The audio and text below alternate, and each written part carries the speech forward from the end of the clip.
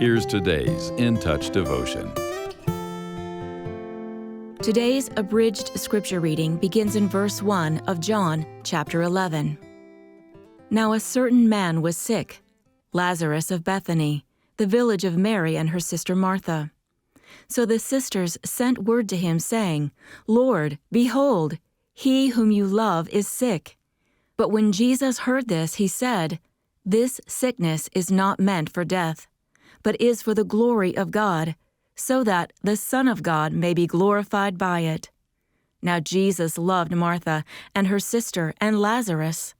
So when he heard that he was sick, he then stayed 2 days longer in the place where he was. Jesus then said to his disciples plainly, Lazarus died, and I am glad for your sakes that I was not there, so that you may believe. But let's go to him. So when Jesus came, he found that he had already been in the tomb 4 days. So then Martha, when she heard that Jesus was coming, went to meet him, but Mary stayed in the house. Martha then said to Jesus, Lord, if you had been here, my brother would not have died. Even now I know that whatever you ask of God, God will give you. Jesus said to her, Your brother will rise from the dead. Martha said to him, I know that he will rise in the resurrection on the last day. Jesus said to her, I am the resurrection and the life. The one who believes in me will live even if he dies, and everyone who lives and believes in me will never die. Do you believe this? She said to him, Yes, Lord, I have come to believe that you are the Christ, the Son of God, and he who comes into the world. When she had said this, she left and called Mary her sister, saying secretly, The teacher is here and is calling for you. And when she heard this, she got up quickly and came to him.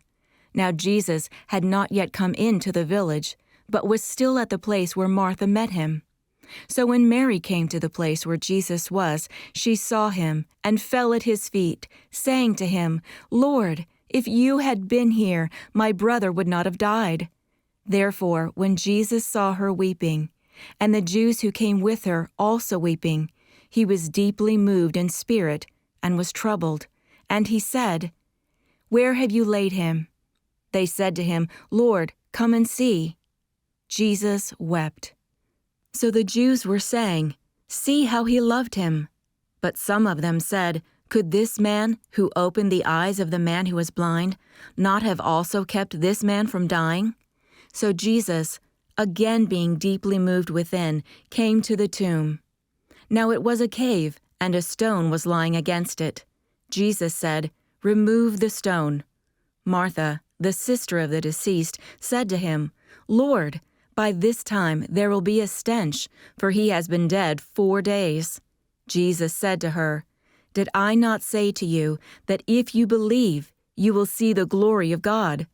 So they removed the stone, and Jesus raised his eyes and said, Father, I thank you that you have heard me, but I knew that you always hear me. Nevertheless, because of the people standing around, I said it, so that they may believe that you sent me. And when he had said these things, he cried out with a loud voice, Lazarus, come out! Out came the man who had died, bound, hand and foot, with wrappings, and his face was wrapped around with a cloth. Jesus said to them, Unbind him and let him go. When we face an urgent need, our prayers become fervent, and our desire for a quick answer intensifies. It seems that if the Lord doesn't intervene soon, the very thing we dread could happen. And without a detectable response from God, we may feel as if He doesn't care. But Scripture assures those of us who are believers that He does. This may have been how Mary and Martha felt after asking Jesus to come heal their brother Lazarus. They knew the Lord loved them, but when He didn't arrive when they assumed He would, their pain overtook their faith. Both women voiced their disappointment, saying, If you had been here, my brother would not have died. We've all said or thought something similar when God didn't answer our prayers as we hoped. But unlike Mary and Martha, we know from Scripture that God's purpose in all His choices for us is His glory. His goal is not to inflict pain unnecessarily, but to let Christ's life shine through us in hardship, to stabilize our confidence in God's goodness, and to strengthen our trust in His loving sovereignty. His glory is for our good, and in this we can rejoice.